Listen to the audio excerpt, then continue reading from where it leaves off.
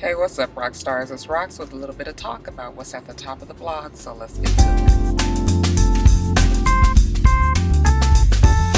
Alright, you guys, I wanted this video to just be all about fun stuff, but I can't start the video off without at least putting up a rest in peace to little 2-year-old Lane Graves. He is the toddler who was pulled into the man-made lagoon in Orlando, Florida a couple of days ago. Evidently, on Tuesday night, the little boy was with his family, his sister, 4-year-old sister, his mother and father, at Disney's Lux Grand Floridian Resort and Spa. They were out at the beach, like I said, at the man-made lagoon. The little boy was in the water, I think they said around knee-high water, okay, and he was playing in the water as his parents and sister, was on the actual beach. They said that the alligator lurked up all the way up on the little boy without being seen, and then right when he was right up on him, he grabbed the little boy. The parents immediately saw it. They screamed. The husband ran, jumped into the water, tried to wrestle the boy away from the alligator. They said he got all cut up from trying to do that, but was not able to get the little boy from underneath the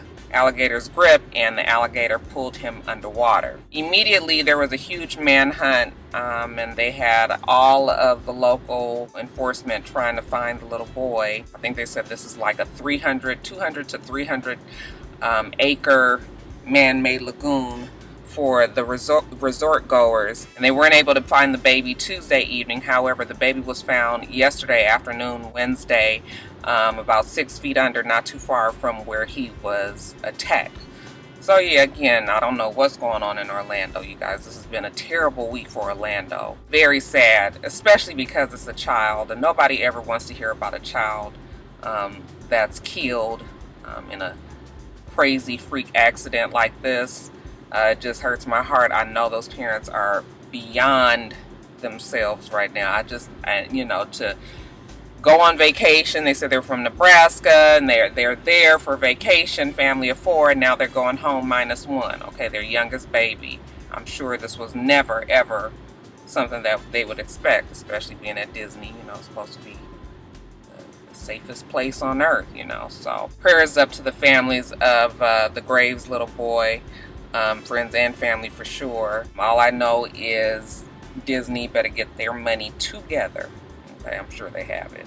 But they are going to get sued like nobody's business. It will not bring that baby back at all.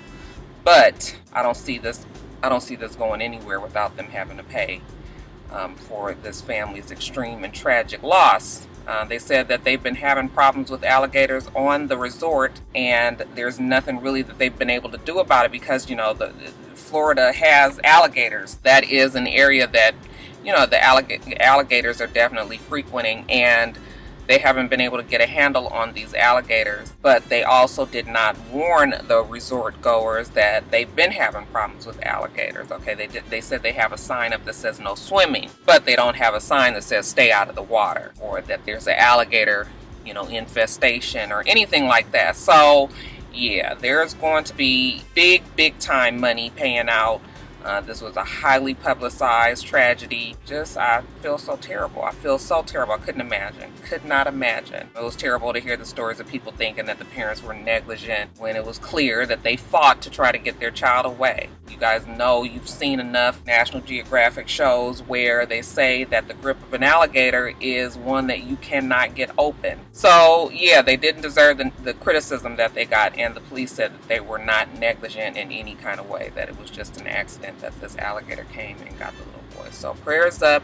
Rest in peace to little Lane Graves. Alright, so on to the bullshit.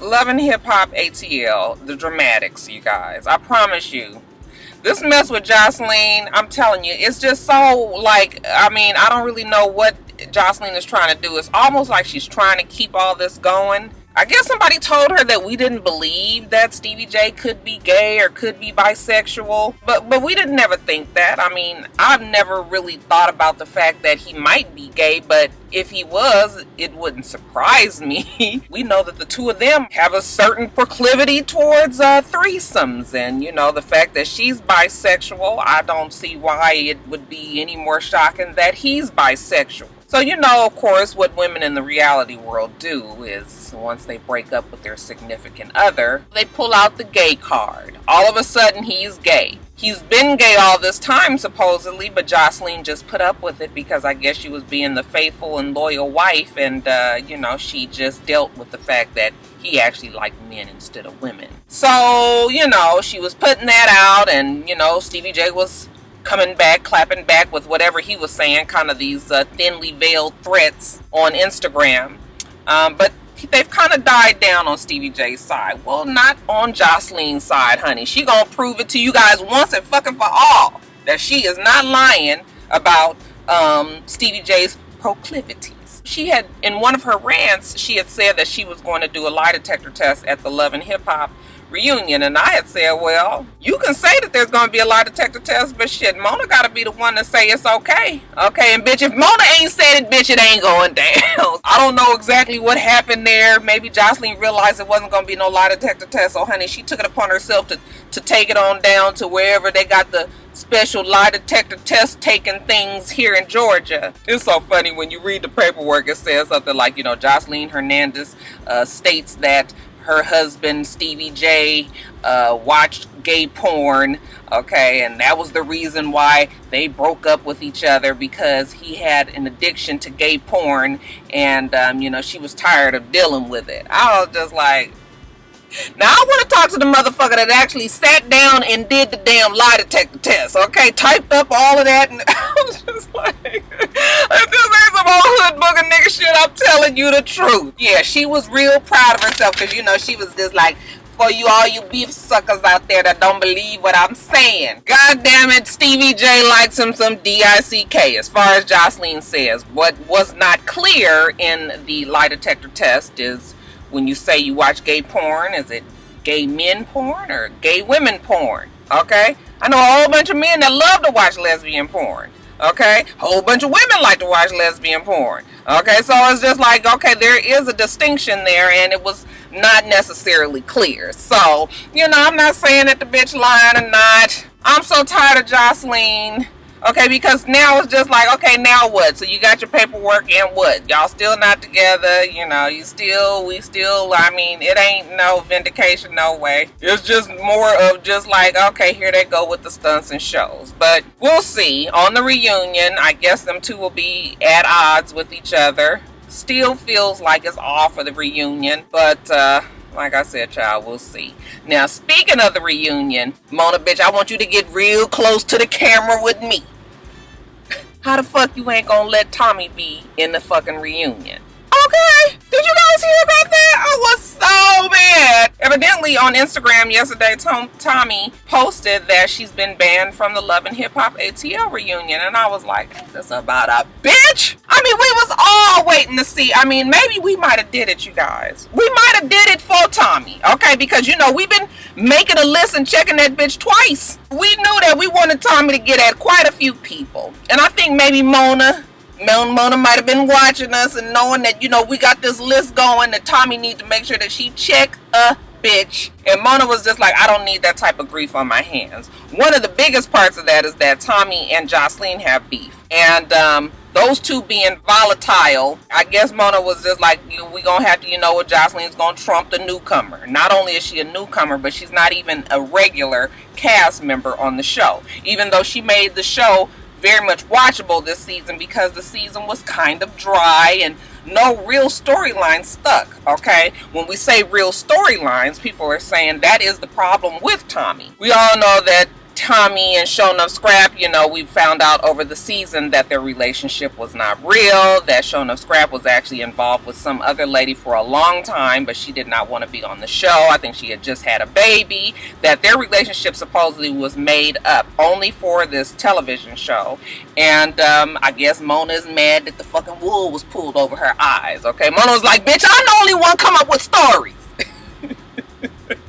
Shit. That's the rumor, that MoNami, you know, the production team was upset with the fact that Tommy and Show Enough Scrap had lied about their relationship.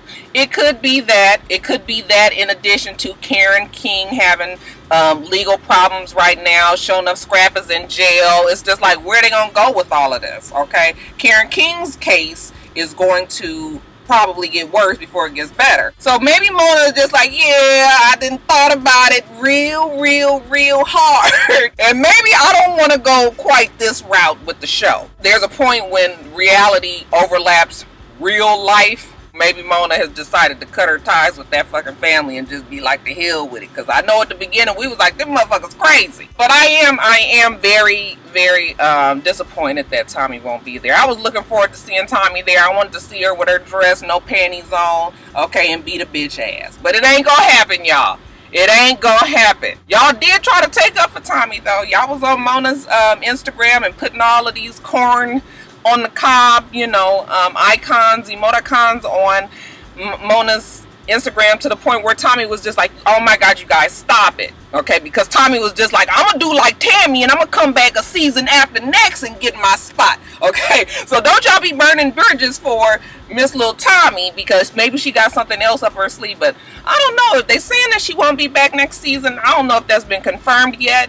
But they need to think about that, because I mean, there's been other people on the show that had absolutely no real storyline. I mean, this whole season is an example, and you know, you still let people have their spot. So y'all make up some shit, Mona. Get with the team. Y'all come up with something for Tommy, because we want to see more Tommy next season.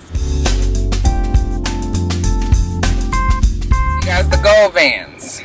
I said I wasn't going to talk about Gilbert and Laura no more, but child, now we done brought the whole damn family in. So I'm just like, so this week, after Laura was salty, evidently, from losing her judgment in the case that she had with Gilbert, instead of being like anybody else that would just go on and, you know what, let me be quiet, let me deal with handling my children and not fool with, you know, Gilbert, and let me just be a mama and do what I gotta do. Laura goes on to a radio show and she tells them that her relationship with Gilbert is a lot like OJ and Nicole Simpson's relationship. And we know how that relationship ended, right? I was just like, what is wrong with her? She implies that she's fearful for her life, that Gilbert does all kind of crazy shit that we don't see. I mean, I do believe that Gilbert can take it there for sure. But why the fuck you on the radio show when everybody is already saying that you need to just tend to your fucking kids? What is wrong with Laura? What is wrong with Gilbert? What is wrong with all them motherfuckers? So she does all this on the radio show. She also implies that, damn it, if she didn't find Matt for her damn sister Gloria, that Gloria was going to continue to fuck the hell out of Gil, and you know, she couldn't have that. That's her man. I was just like, that Laura is something special. She is going to maintain that Gilbert is the father of Drea's kid, and she's going to maintain that Gloria fucked Gilbert Arenas. Even though everybody has said that, they have not done what she said. And I think that was part of the case, that she lied about Gilbert fucking Laura and had told Jackie that. We all remember on Basketball Wives LA, when Jackie said that Laura supposedly said that Gloria fucked Gilbert. It's just entirely too much. The family was very upset that Laura did that interview. Gil wasn't there for it. Neither was her brother or Matt Barnes, okay? And they were all on IG, and they were calling her a no self-respect having untalented ass liar who only wants fucking attention and should take care of they damn kids instead of sending naked pictures to Iggy Azalea's ex-boyfriend / fiance Nick Young. So, yeah, look like Laura been busy, y'all. Even Gloria posted that it's a shame that their sisterhood has come to this. You know, you would think that they weren't raised under the same roof as with a mother and a father that loved them the way that Laura carries on, lies about the family, lies about Gloria. Gloria says, I never have slept with Gilbert. She's just mad at the fact that Laura could put this type of information out, you know, when they have nieces and nephews that follow them, aunts and uncles, family and friends. Okay, this is what you want people to read about you? Like, where the fuck is your loyalty? What is the hell is wrong with you? Why are you lying like this? Okay, she's just like, I'm not gonna do this anymore. You know my number, my email address, you know my Twitter feed, you know all of that. Until you can contact me and talk to me about what I'm doing, okay, then bitch, fuck you. Basically, that's basically what Gloria said. I might have paraphrased it for you for a little bit. But, listen, I have no doubt that Laura has her reasons for, you know, being the way she is. I'm sure Gilbert has put her through the ringer. However, when you have an entire nation of people against you, and most of the damn nation is your family, it makes me feel like, okay, maybe there is something wrong with Laura. Laura does not stop, okay? She does not stop, won't stop, can't stop, won't stop. She just continues to twist the knife, and it just makes her look worse and worse. I feel the sorriest for them kids. Them kids is gonna have a tough life ahead of them. Guys, pint-sized actor Kevin Hart has been on a promotional tour for his new movie with Dwayne "The Rock" Johnson called Central Intelligence, and he's been away from his Tarzana, California home. While the cat's been away, evidently the mice will play. Now, he lives in a gated community, they say, and even is protected by top flight security of the world. But that did not stop the thieves from prying open the back of his home and getting into his home, stealing over $500,000 worth of jewelry, including watches, clothes, and other things around the house, okay? And I'm sure that $500,000 is a substantial amount to me, damn it. While it might not be as that much of a deal to Kevin Hart as it would be to somebody who didn't have his kind of money still, okay? I hates me a motherfucking thief. I don't care how fucking rich or how fucking poor somebody is. When somebody takes it upon themselves that they're entitled enough to come into your house and steal the shit that you worked hard for, I can't stand a fucking thief. That story pisses me off for Kevin Hart, because I have been down there. It wasn't $500,000, but bitch, it might as well have been. I know y'all tired of hearing me talk about the break-in, but I'm just telling you. They said they don't feel like it's an inside job. Basically, the house probably had been broken into, and them people had done did it earlier while he had been gone. I mean, he had been gone for some weeks, they say. The house had been broken into earlier and when he was gone, and had just been open, and you know, I feel so terrible for it, because I tell you, a motherfucking thief, people that can steal from you, I can't stand them. I know how you feel, bruh. Hopefully they will catch the intruder. They said that the security is investigating, that they're watching all the surveillance footage, and hopefully they'll be able to see who broke in and stole little man's shit.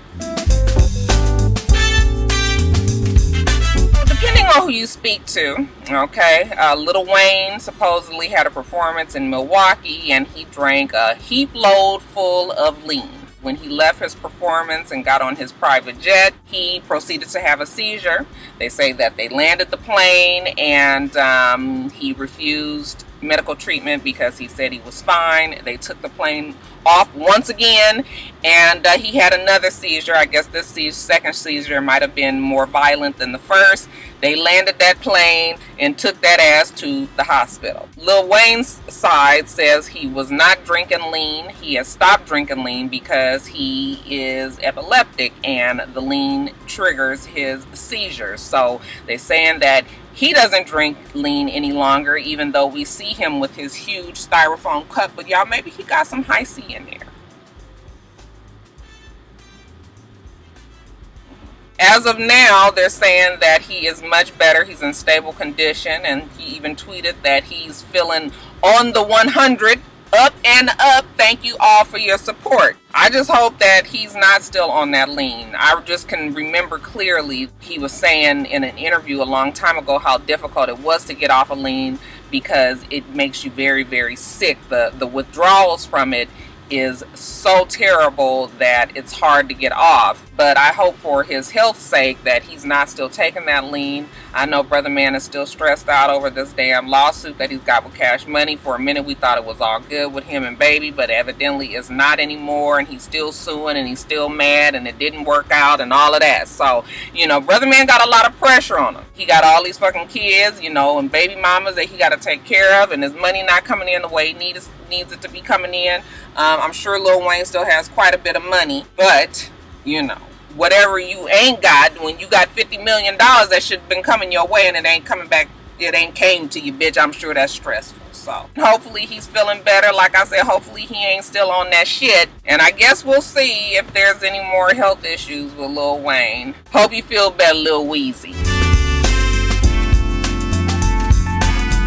and the ex-wife come up. Y'all know marriage is important to me, and I think marriage is a good thing. However, these ex-wives, you might as well break up real nice, real noise like this, you guys. So on the newest would be MalaysiaPargo. All right. Yes, former basketball wives of these braces, child. Former basketball wives of LA star MalaysiaPargo was able to get, and I quote, half of Genario's. I know that's not, it's a Genario. You don't know nothing about no damn Genario. She won half of his 401k and his pension plan. She also gets to keep her 2015 Mercedes-Benz G550, so the G-Wagon she gets to keep. She keeps their company, 3 Beats LLC, and she also gets $14,580 in child support. And Genario is responsible for paying $800 a month in child care. I know that's not his name, you guys. I know that's not his name. They actually say that she won by default. I mean, I'm not a lawyer, but doesn't that mean that he didn't even try to fight it? He didn't contest it? Okay, he might not even have shown up. I mean, maybe he was good with what she wanted, and he let that ride like that. So, bitch, I don't know what the fuck is in these ex-wife pussies, but honey, they show is putting it on their men's. The men's ain't even giving up a fight. I mean, we done talked about Derek Fisher mama, who was at the top of the chain. Okay, actually, KevinHart's mama came up real good. Baby mama came up real good, too. Tori Hart, Derek Fisher wife, Amber Rose, and now MalaysiaPargo. So, yeah, you guys, it's fixing to be a club. They can come up with a damn movie, you guys. And put them 4 in a movie together and see how it do. Anyway, yeah, you guys, that was a come up for Malaysia. But I knew she was going to do well because her husband seemed to want to take care of her all that time anyway. So, good looking out, Miss Malaysia. You came up on that one, girl. You came up. All right. Anything else? That's it. 7:44 is your total. Pick up 10-15 minutes. Okay, great. Thank you. All right. Just plug this thing in. Oh, my back. It's not plugged. Plug's not on.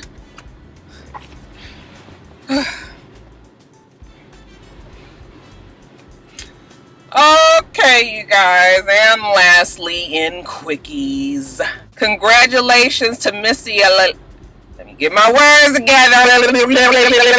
You guys, these braces. Congrats to Missy Elliott for leading the fall 2016 Marc Jacobs campaign. She will be amongst other people who are also on the campaign. They say artist Genesis P. Orridge, or is it Porridge?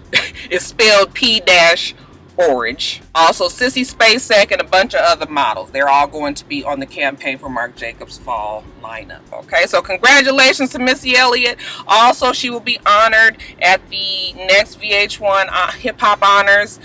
She will be the second woman to be honored. Last woman that was honored was Queen Latifah. Okay, Queen Latifah actually is going to be hosting the show this year. So congrats to my girl Missy. Love Missy, love Missy, love Missy to death. Music make me lose control. Music make me lose control. You guys, I was listening to that the other day and I was just like, that was when CeCe was jamming, okay? That fucking, y'all go watch that video. That shit'll get you up out your damn seat. I ain't lying. Also, I guess congratulations to Iggy Azalea, who will be on the X Factor, I believe, Australia, for whoever out there cares. We want to send a special prayer up for Mama D's husband, Ernest, who's in the hospital. We don't know what he's in the hospital for. However, they did post a picture of, Ernest looking very vulnerable in his hospital gown. I was just like, why y'all got to be posting all of this shit? Mama D saying this is a real thing. It ain't for play.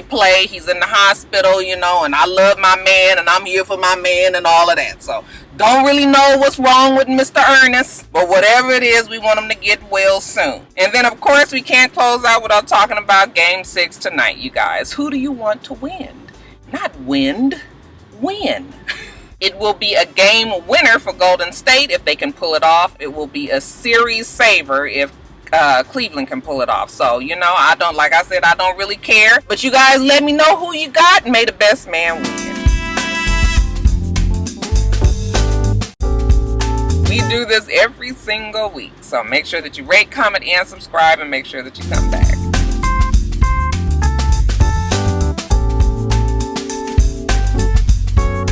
Until next time, Roxstars. Bye.